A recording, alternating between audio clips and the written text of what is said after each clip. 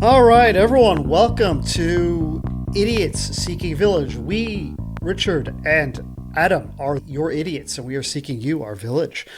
Adam, as we release this episode the week of Thanksgiving, I just want to tell you that what I'm thankful for is, and I hope this happens for you, that you find someone in your life who fights for you as hard as Speaker of the House Mike Johnson fights to protect wealthy pedophiles from exposure.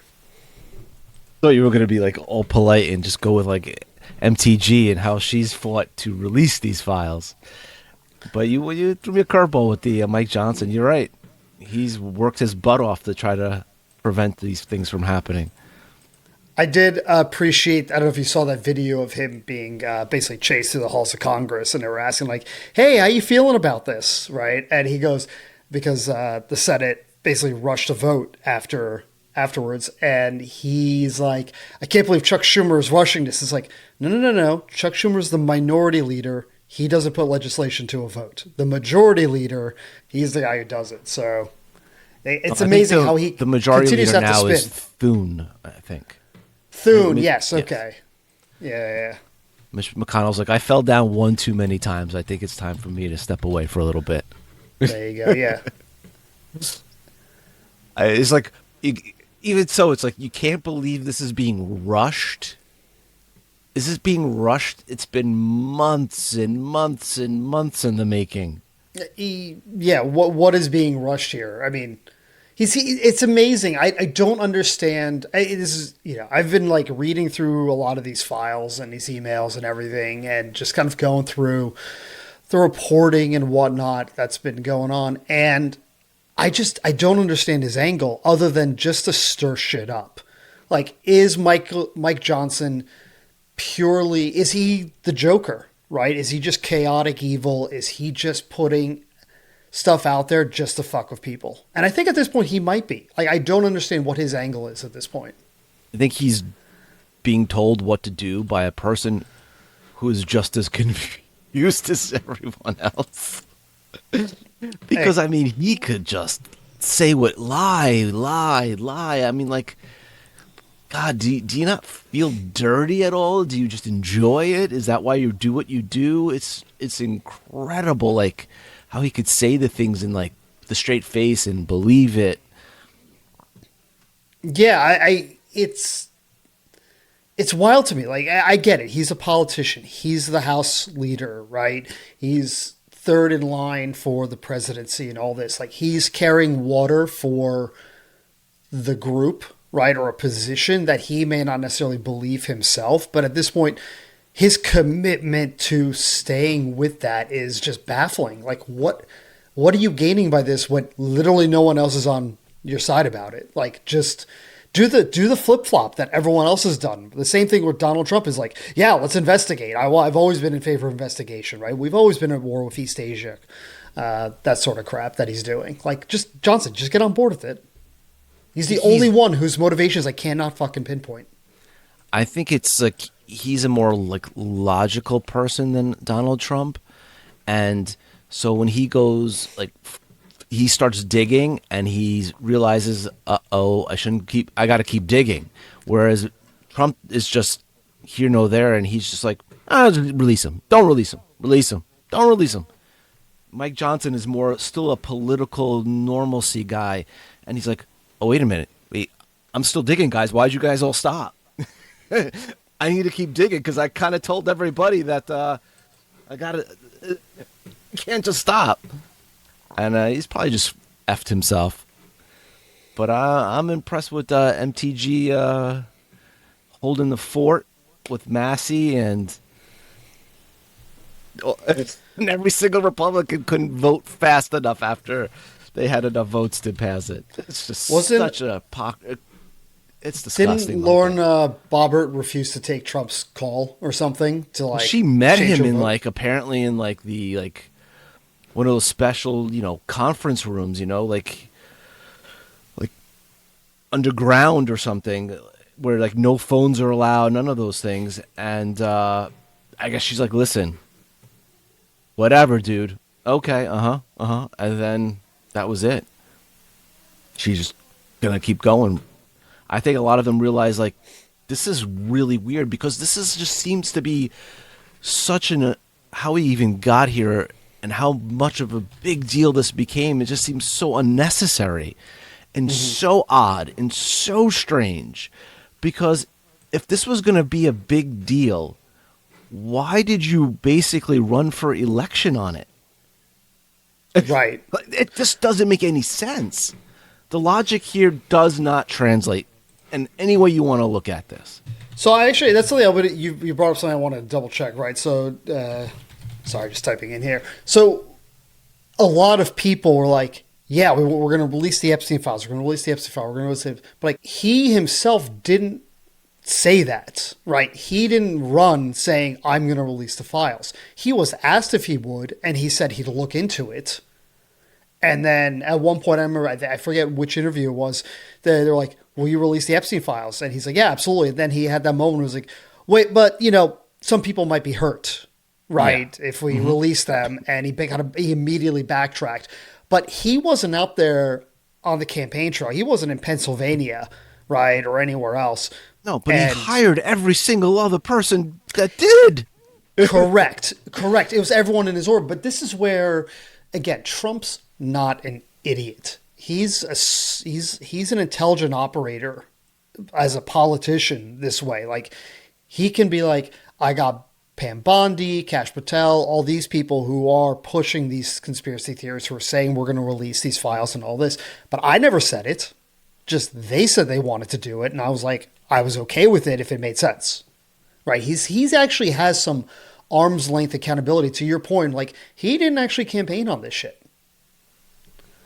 So then, and remember, his social media accounts don't really count because those aren't generally run by him, right? Like, he's not running the White House account or anything. Like, that tends to be campaign staffers. It's just very odd that unless he didn't realize or think that there was this much on him, because you're putting in place all these people who said they were going to do something about it.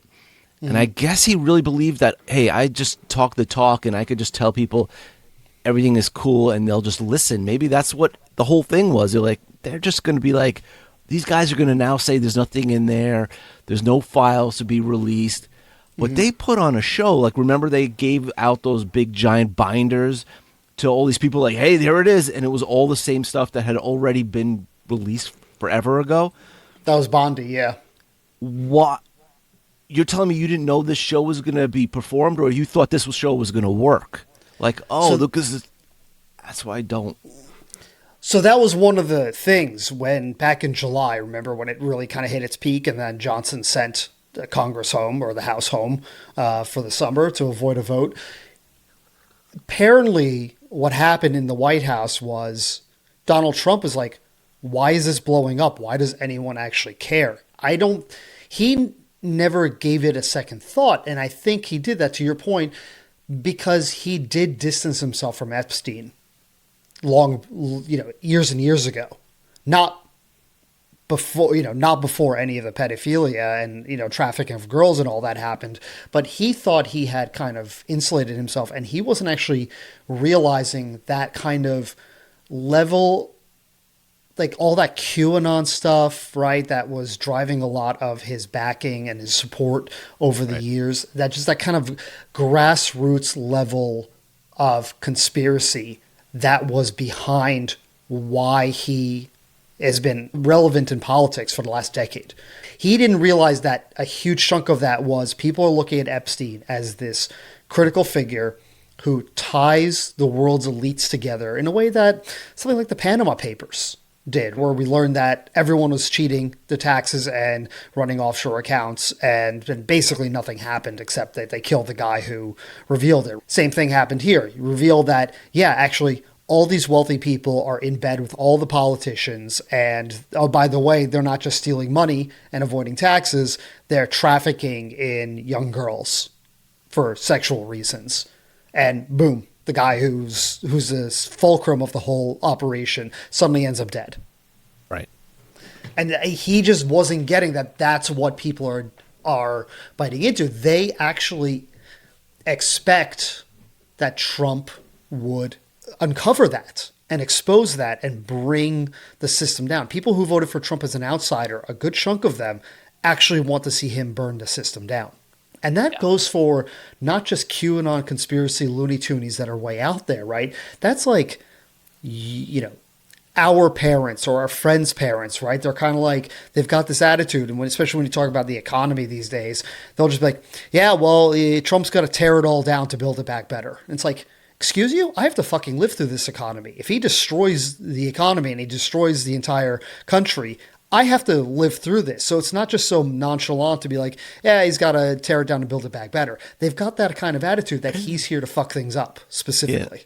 And how long do you think it's going to take him to build it back better? It's like a day, a month, a year, 10 years. Come on.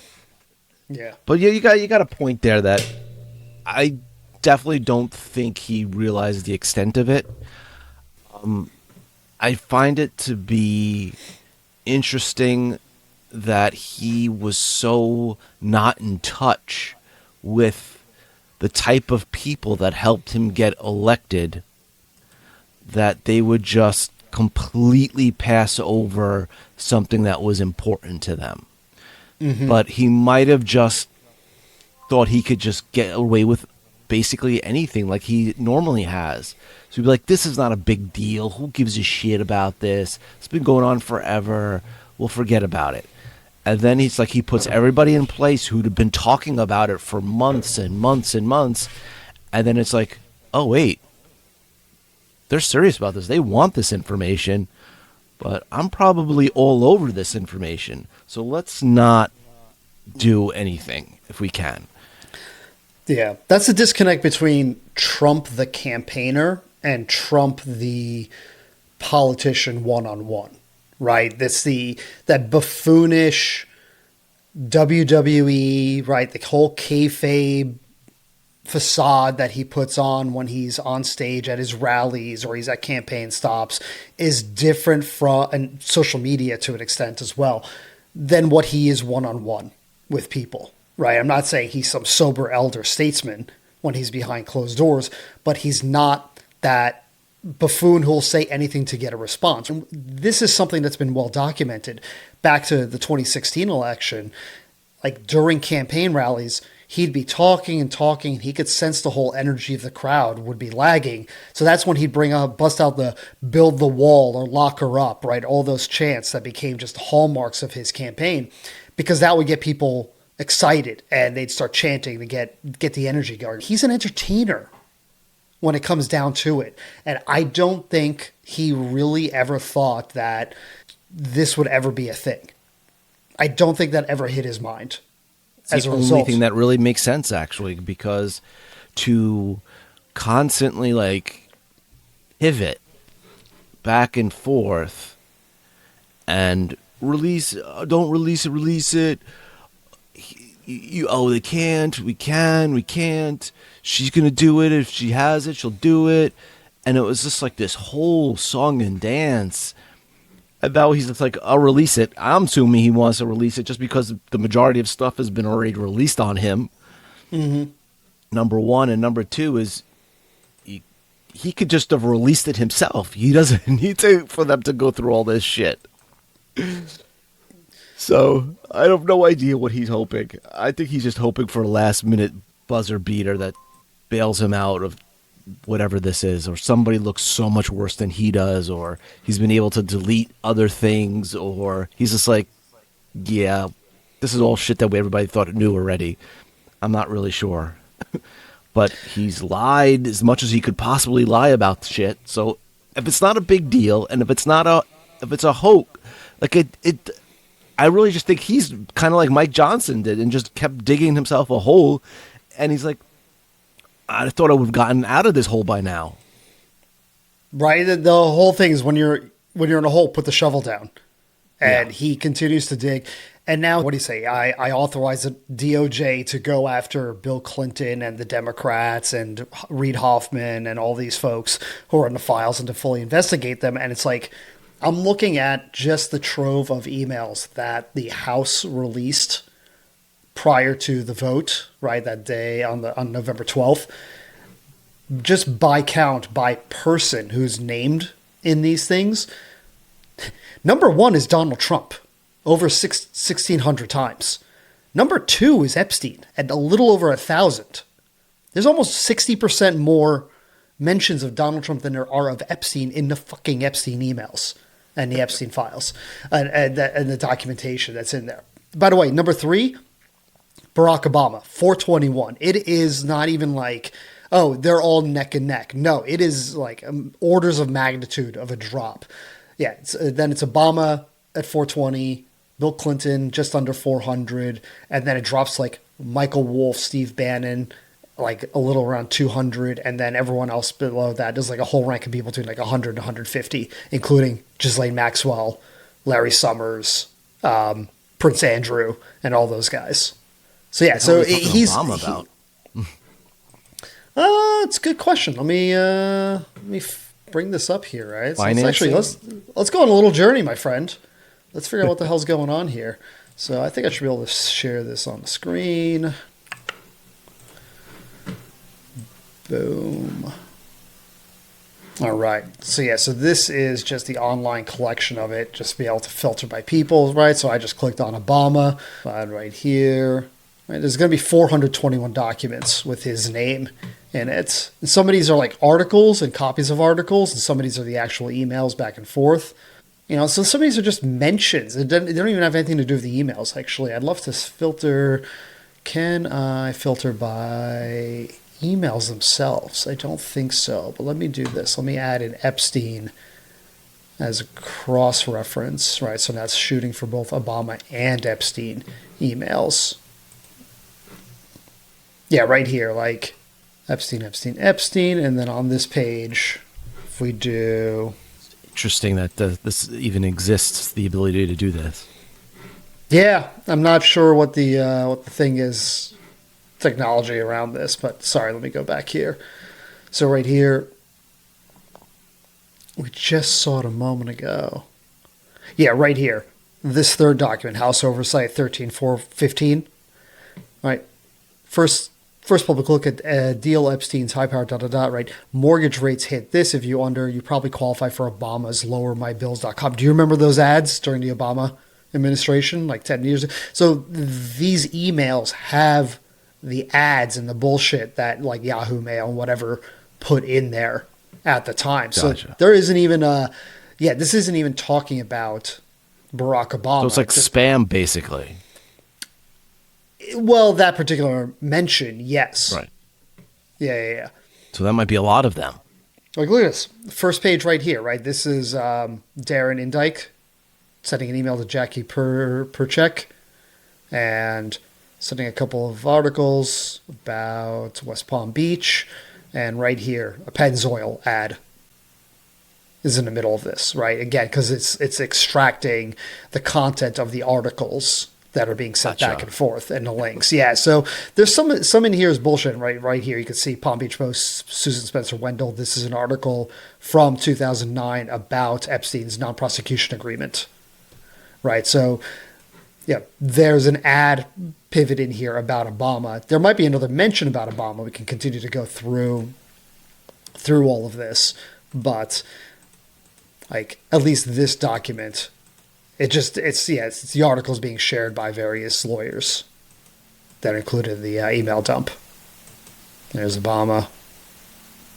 I have a feeling there's probably a lot of them like that. Oh, there's going to be a fair number of this. Yeah, so it's not as clean as you would like it, but it is easy to go through and just be like disregard to other stuff. Exactly. This is interesting times we live in where something that was just a nothing during the Biden administration, basically, where it was like, we'll get to it when we get to it. It'll just go through the steps, not a big deal, like whatever. And every single person's like, that Trump hired was like, this is a cover up. We're going to get to the bottom of it. When I'm in charge, I'm going to get to the bottom of it. And Trump was like, okay, you're hired. Like, dude, are you sure you want to hire that guy?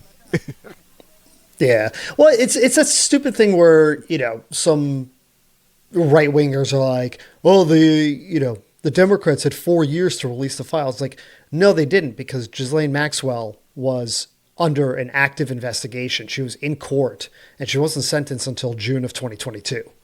Right. And then she So, appealed, and so it takes correct. time, So, and there was other stuff. And so you don't take the page from the Kash Patel book of Police for Dummies and take pictures with your phone of bullets with Bic ballpoint pen writing on them and tweet that out as evidence when you're still during an active investigation. When you have active court trials, you don't release evidence out into the public. You don't put information out there that is relevant to the cases.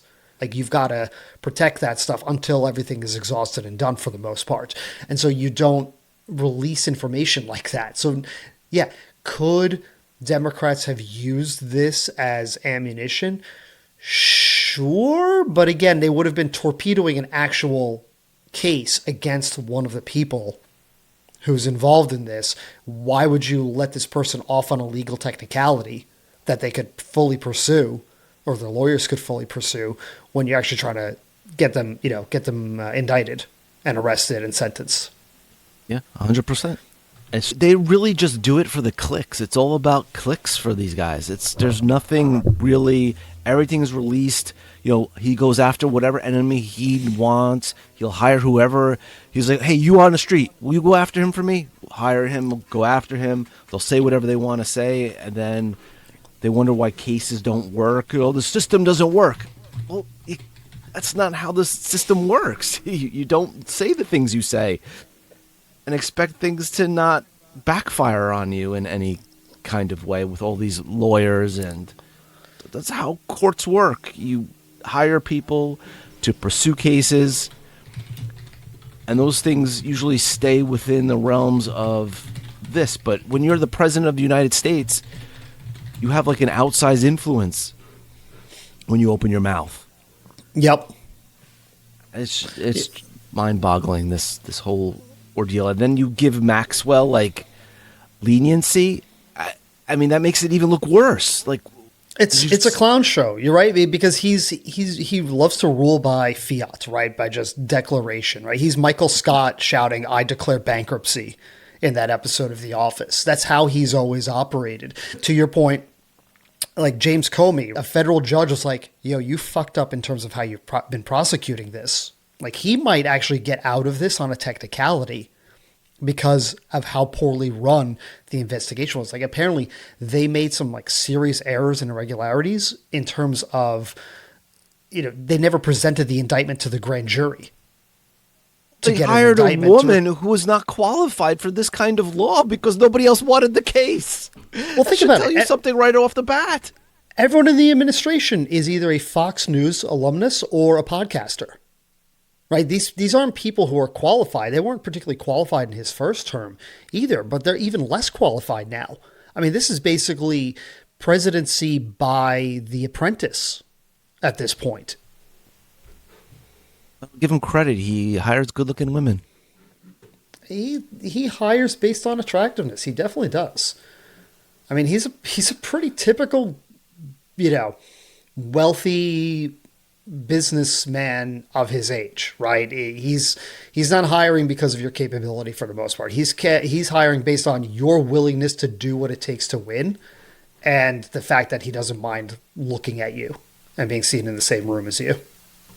Yeah, it's like they probably just give him a group of headshots, and they're all basically qualified. But which one do you like better? Oh, she looks nicer. Pick her. Basically, okay. Yeah. That's when people are like, Trump is racist. Like, yeah, he got into hot water with his housing practices, that he wouldn't lease apartments to like black and minority people back in the 70s and 80s. There's definitely some element of that. Again, I think to a conversation you and I've had already, that's like kind of standard basic racism, especially for New York and the Northeast. He doesn't really give a shit if you're black or you're brown. He cares that you'll do what needs to be done. Right, and that you will benefit him ultimately. So he doesn't really care what color you are, in that sense. Yeah, if you can make him richer, he's gonna listen to you and do what you want. Yeah. So Have you gone through any of these emails or files? Some of them I've listened to them, people discussing them, and I read some of it. It's it's just a whole. I still cannot really grasp how it's come to this, like this whole thing, like how it started. That we went from the drawings that I don't doodle. It's not my handwriting. It's not my signature, and it's just like, how much do you have to lie about the facts and the truth before people are just like, wow, you really are full of shit? I mean, I can't believe people didn't realize this to begin with and voted for him. Mm-hmm. But I mean, this is like stuff that it's like, here's this information that we have or we see that everybody knows. Yeah, it's not real. Okay, well, what about this? That's not real. It's a hoax. It's all a hoax. Now let's go after these people because they're in the emails. I don't understand. There is no more information. It's a hoax.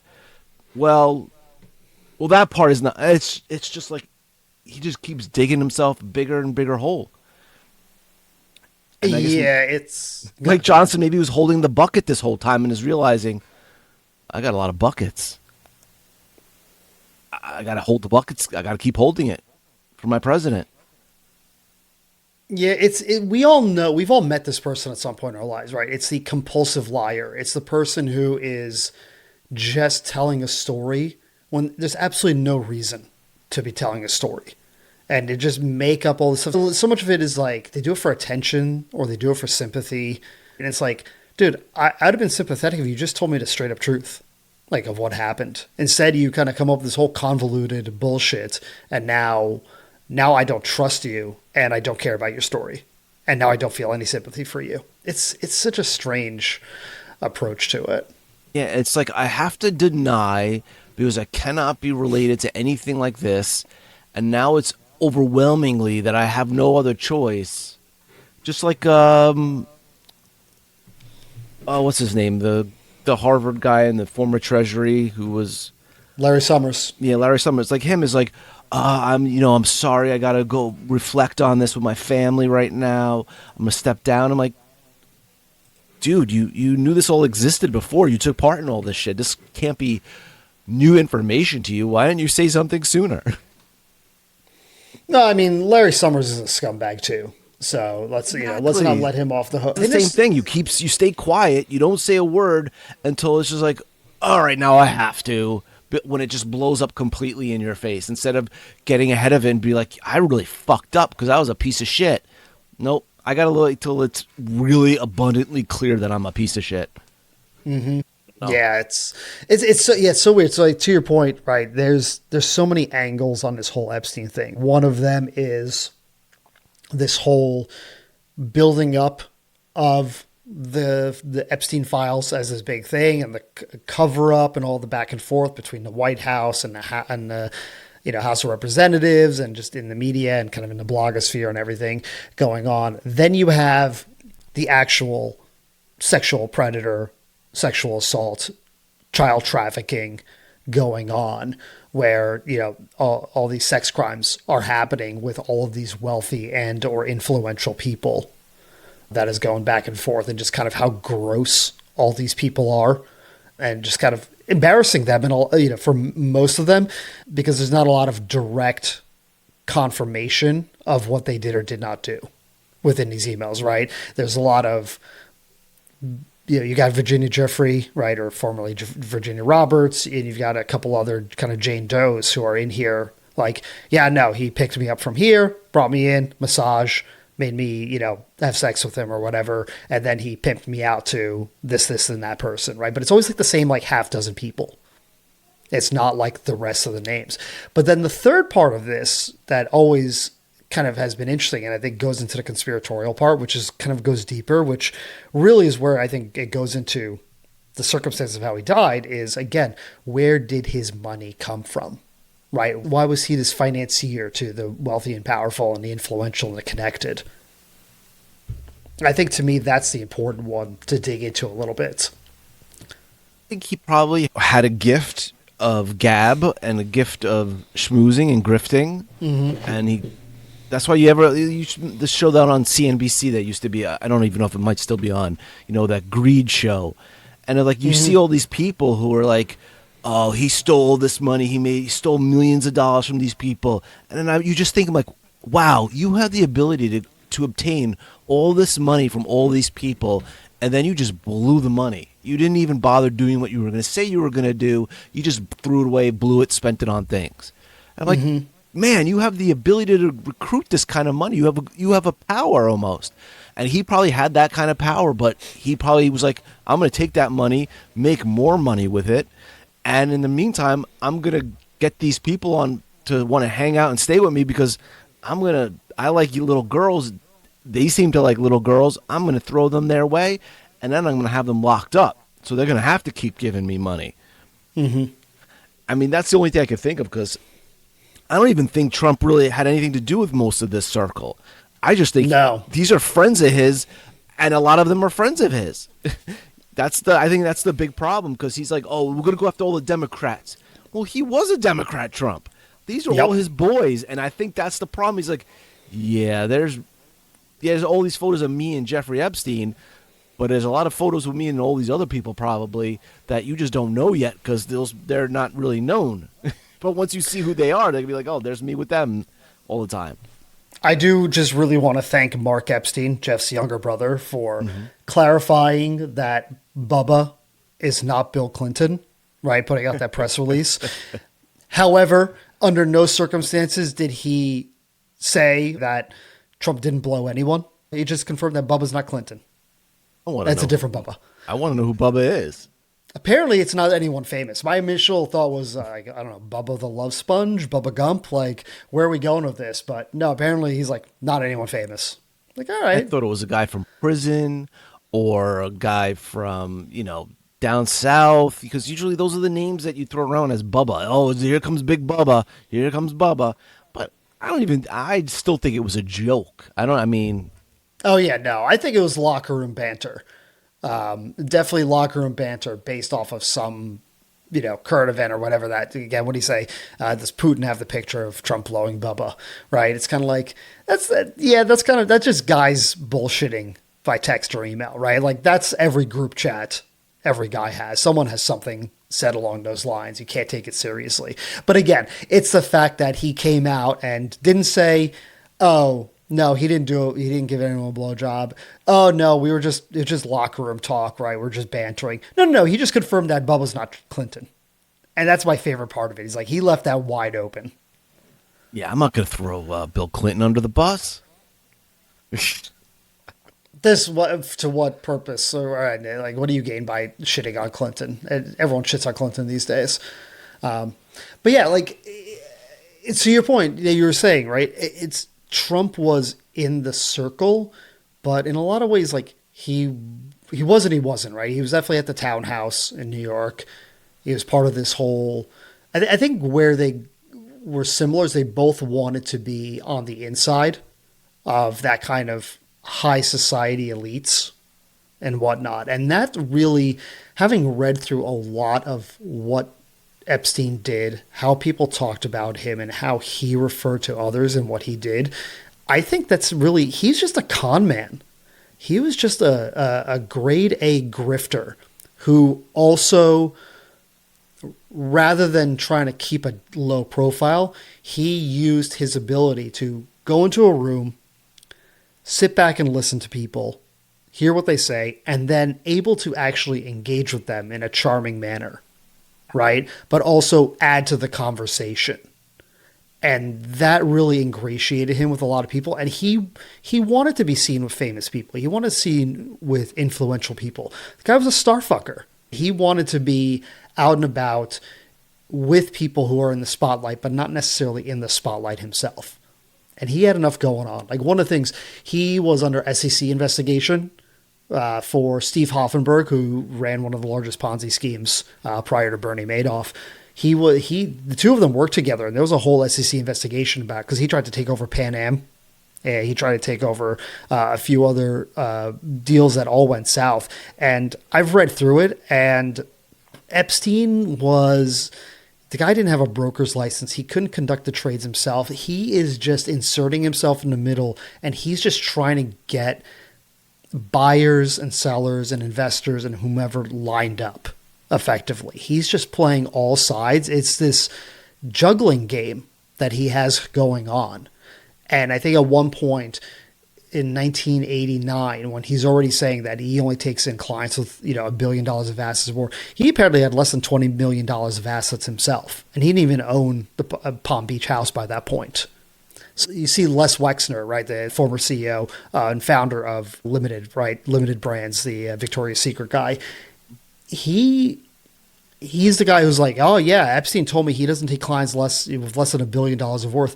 Dude, he was blowing smoke up your ass, man. He was trying to get that so that you'd be impressed with him as a financial manager, because he knows that you're being hit up by guys who want to manage your wealth left, right, and center.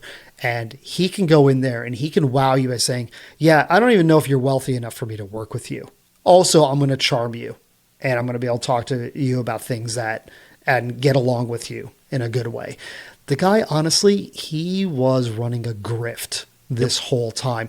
It is just as likely, in my opinion, after having read through a lot of this, that he was killed simply because he fucked with the money for too many people, as it is that he was killed to cover up. Yeah.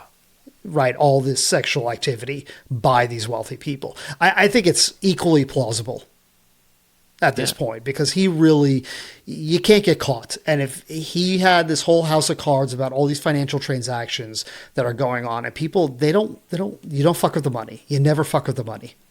Yeah. Look at, was it Larry Summers? And there was this other old guy who, they would email him like basically almost begging for like dating advice and like how to talk to women and talk to these girls. And it's just like, these guys are just like all pansies who were like, they really got grifted by him by like, oh man, he must be a real stud. Like he brings in all these young women. They're always around him. Mm-hmm.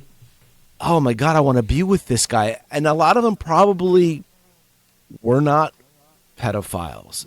I would assume like that circle gets infinitely smaller and smaller the closer you get to him. Mm-hmm. But it was, I want to be around him, because if I'm around him, other women might like me. So, and I think it backfired royally on a lot of these people.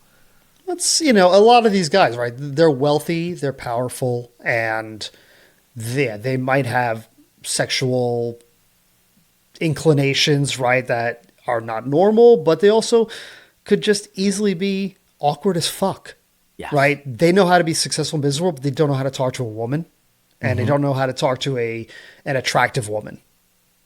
Mm-hmm. Or they might be successful, but they can't actually keep up with a woman who's also intellectually capable and successful. They need someone who's vulnerable, or they need someone who they just want to treat like an object.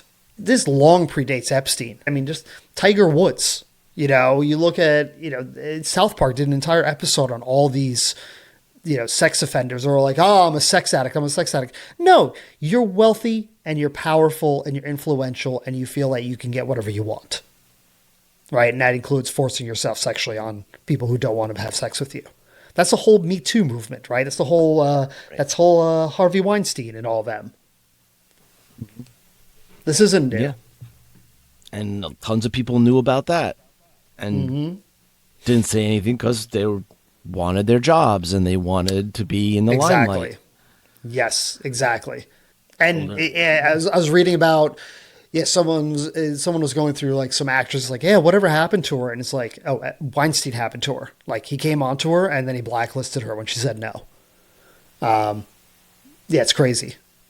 Like you think like someone famous like Mira Sorvino, right? She was like on the up and up in her career. She already had a Hollywood family that she came from, and she still got blacklisted, right? So if you're a no one who's an up and comer, and someone like a Weinstein, they're going to shut down your career. They can do it at that point. Yeah. They have power.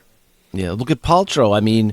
She said that she came from a well-known family too, but she said that Brad Pitt basically threatened him, like, you leave her alone, or I will do whatever I have to, kind of thing.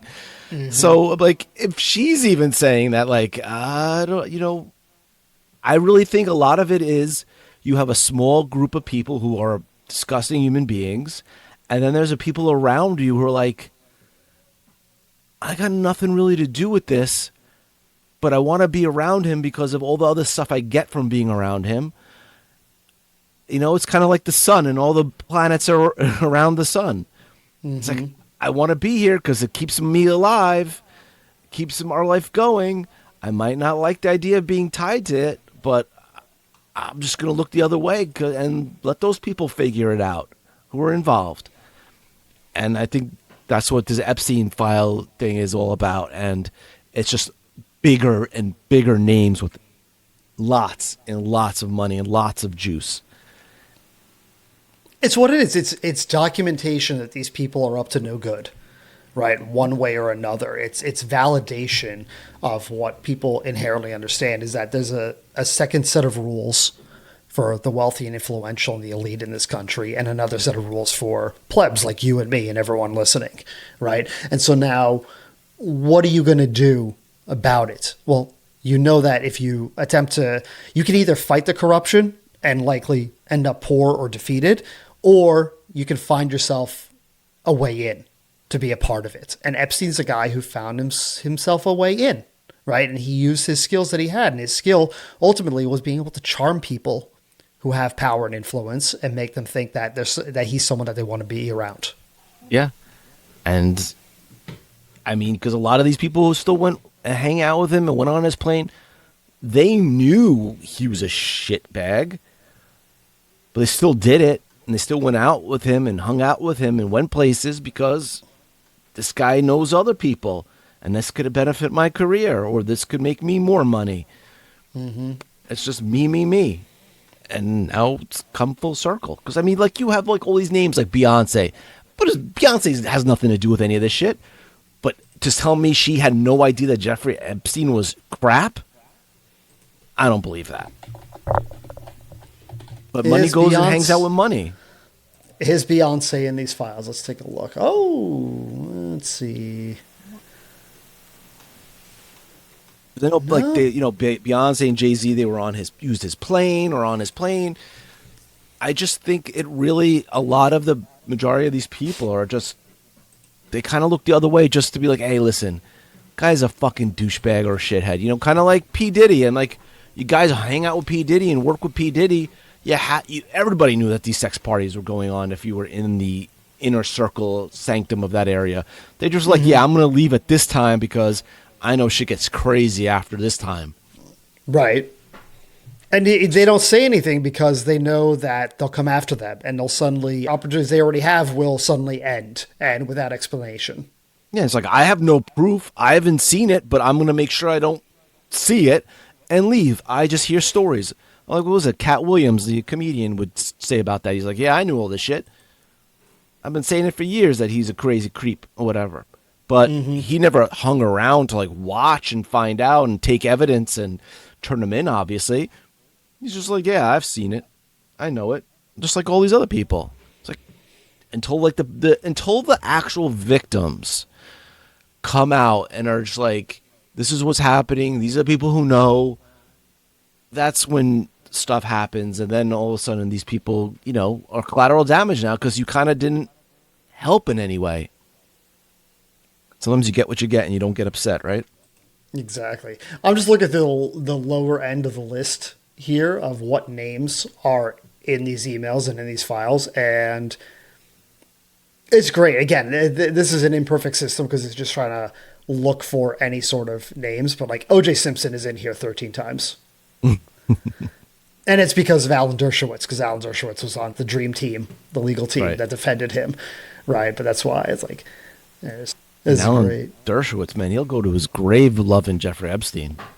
Oh my God, Alan. I don't want to go down that road because I don't want to get sued. But yeah, Alan Dershowitz, piece of shit. There we go. That shouldn't get me sued too badly. He gives Jews a bad name, bad name. Wow.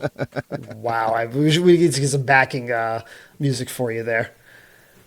So yeah, look at I this. was inspired Bon Jovi. Bono's in here 16 times. Sergey Brin, one of the co-founders of Google, is in here 16 times.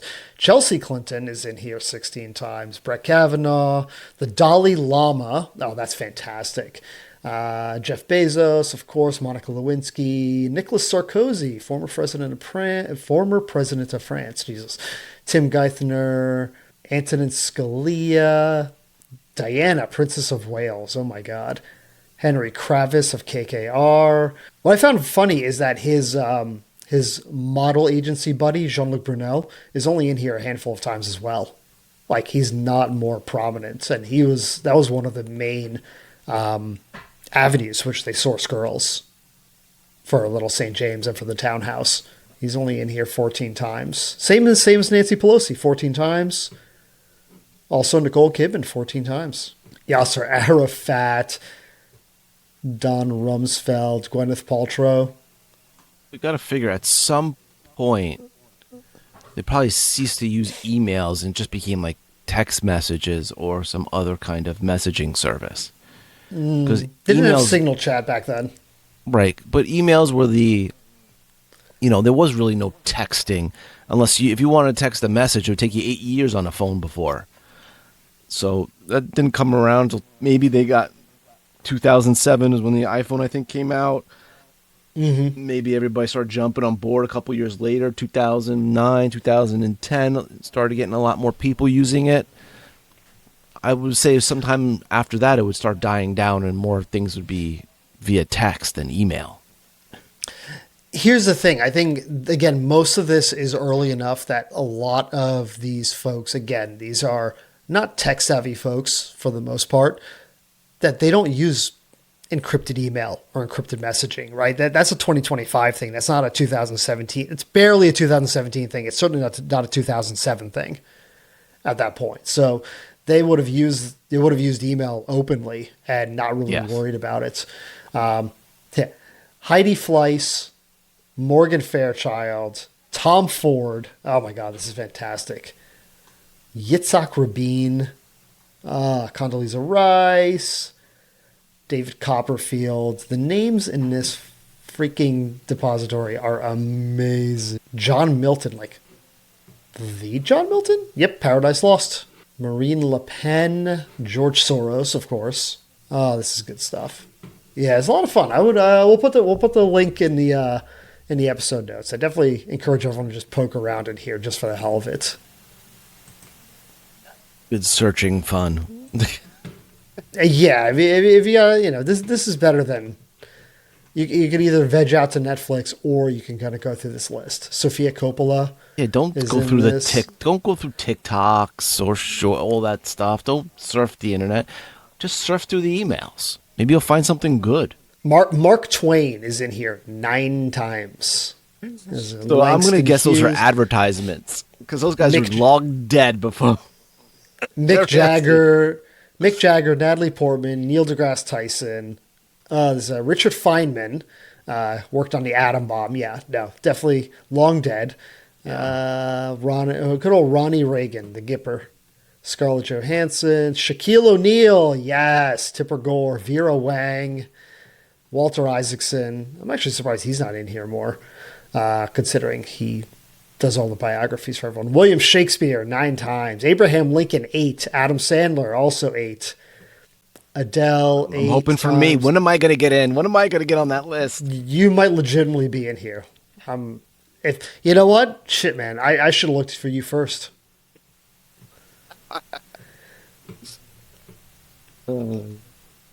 Elton John, Cynthia Nixon, George Clooney. I'd be like, he did get my email. That son of a bitch.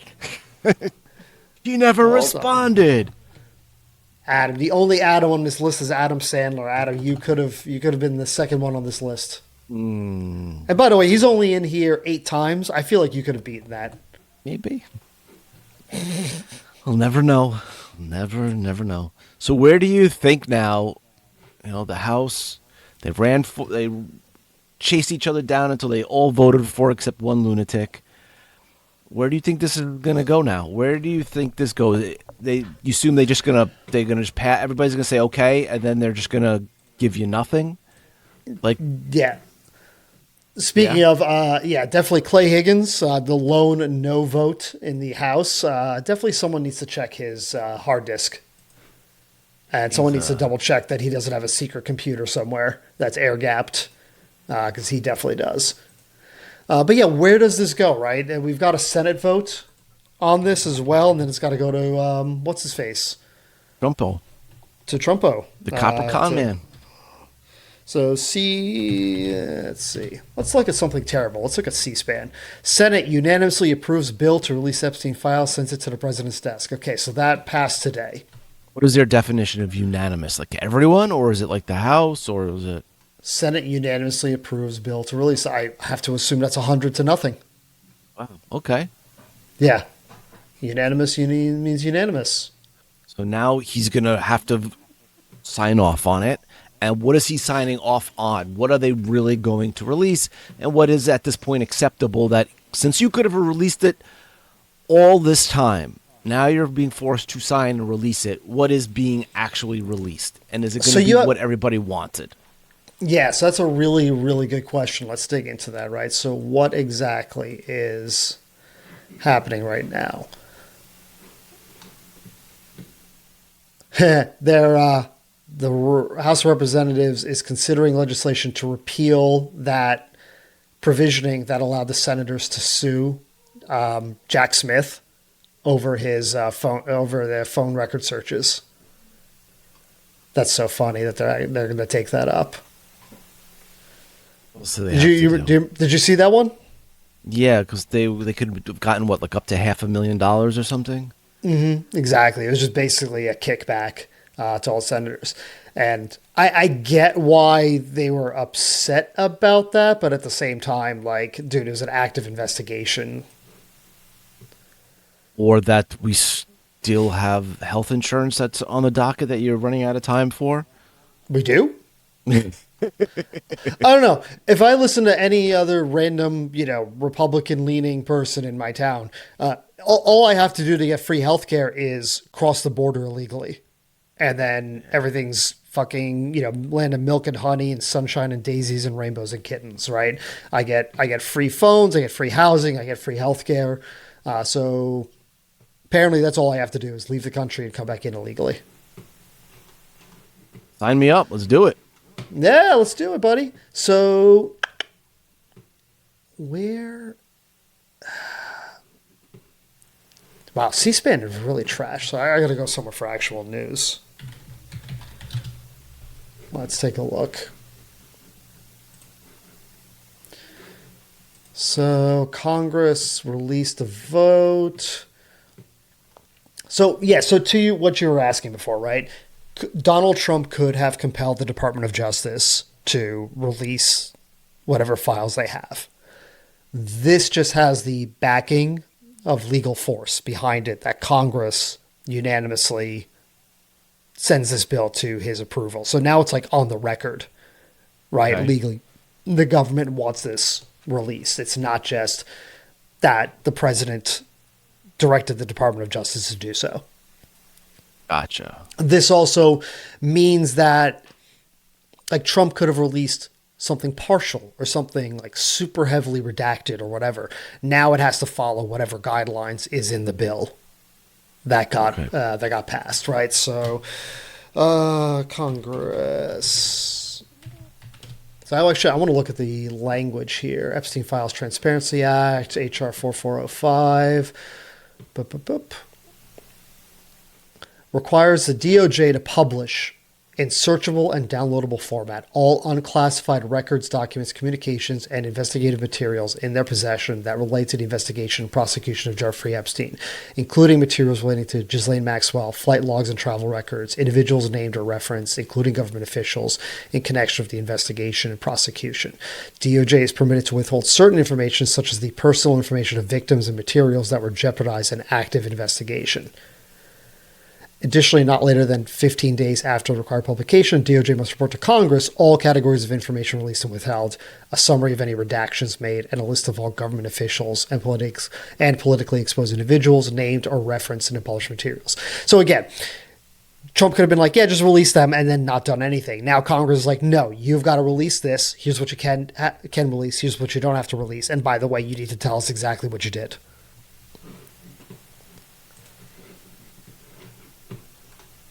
It's great. Yeah. I just want to know how they're going to try to fuck with that.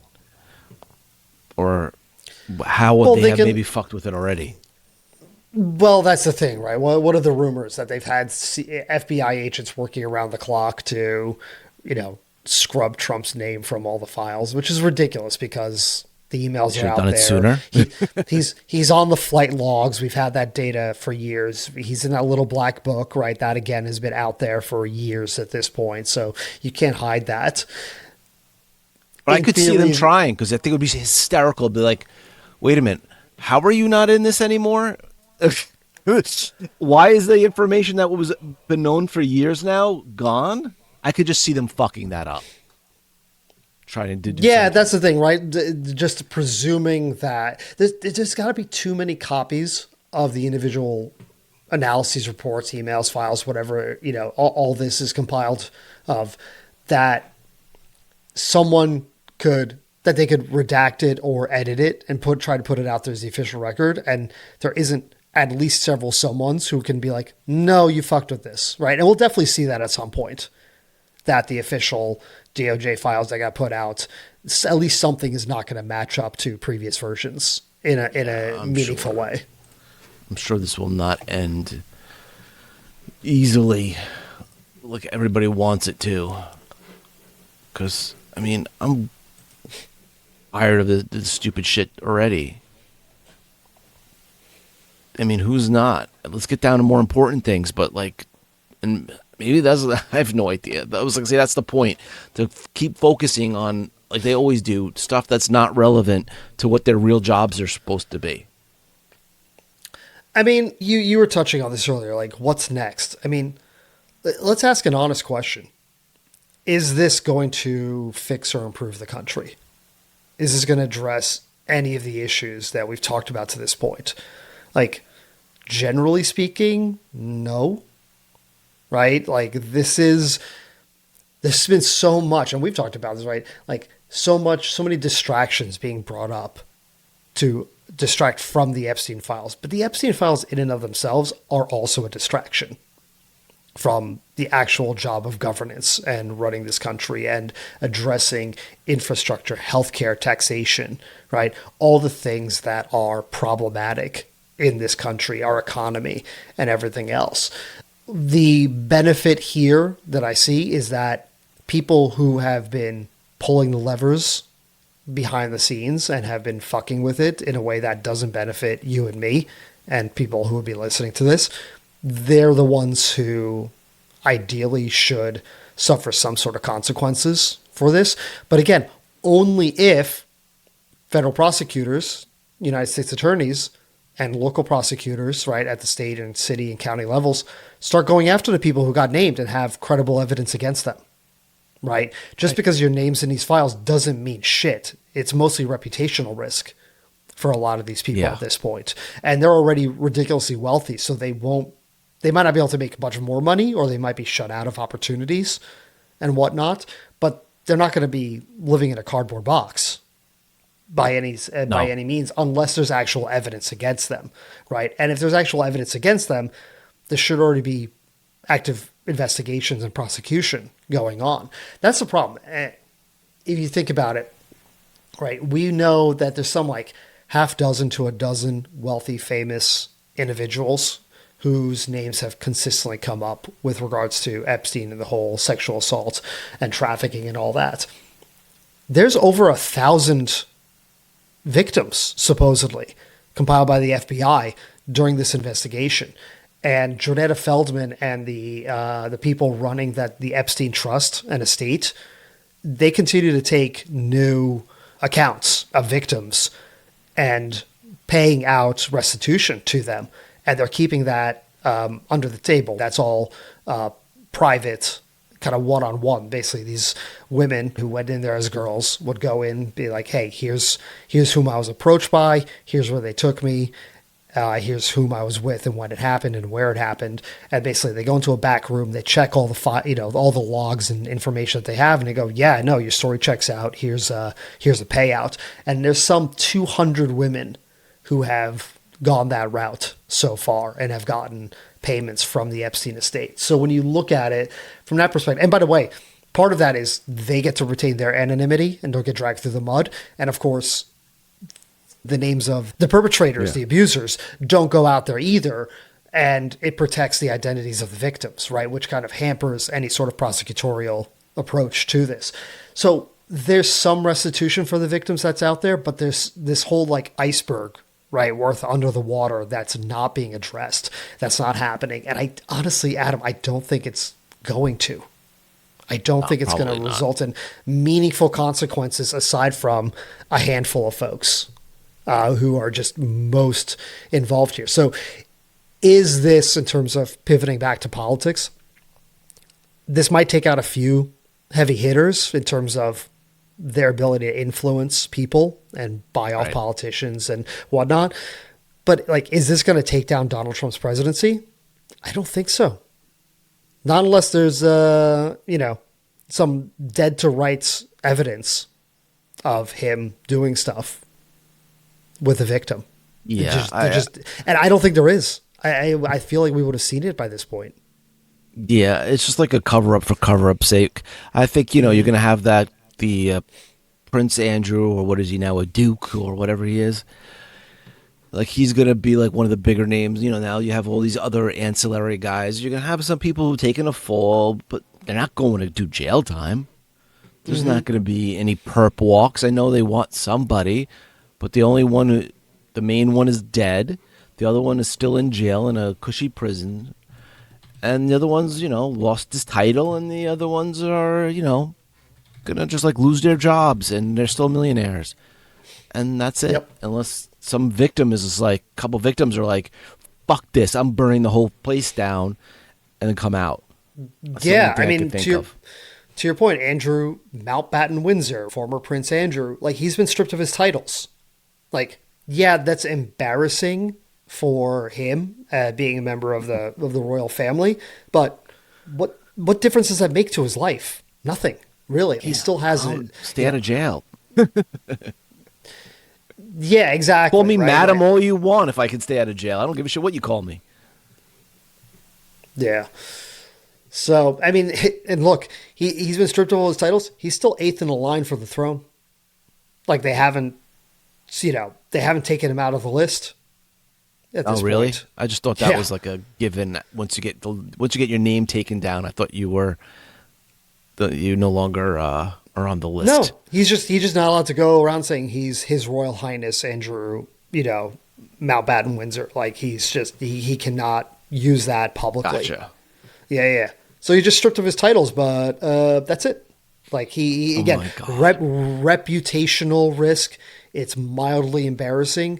But guess what? What is the guy? He's in his 60s, in his 70s at this point, right? Yeah. Like, he's not really losing anything. He got to live his full life and got away with it almost scot-free. Yeah. I really, this is probably going to just end in like some weird whimper and then it's just going to once again ask, like, what was the point in all of this? Why? Is it just because you have money and power and you just do what you want to do and then that's it? That's what happens? Like, it's just such a odd thing for something like a scandal that was kind of contained to become so big and quite possibly have nothing to show for it in the end. Yeah. I feel like when this started, it felt like this is the sort of scandal in normal times that would take down a presidency. It would take down the wealthy and the powerful and the connected. And we just don't live in normal times anymore. Right? No, we live in a bizarro world now. Yeah. We had a classier world back then. But I never really saw it, but it's like, I guess a lot of people were super disappointed in the the series finale of The Sopranos. I have a feeling this will be kind of like what happens. Everybody's like, "Oh, this is a great conspiracy. It was so great," and then like nothing happened. This is how it ended. I have a feeling that's what's going to happen. But maybe I'm wrong. Maybe something juicier will come out, and then we'll move on to more important things. I think it'll move on to more important things. I think the only thing that possibly at this point could continue to come out is, again, it's, what do you think about it? It's, you've got the sexual assault.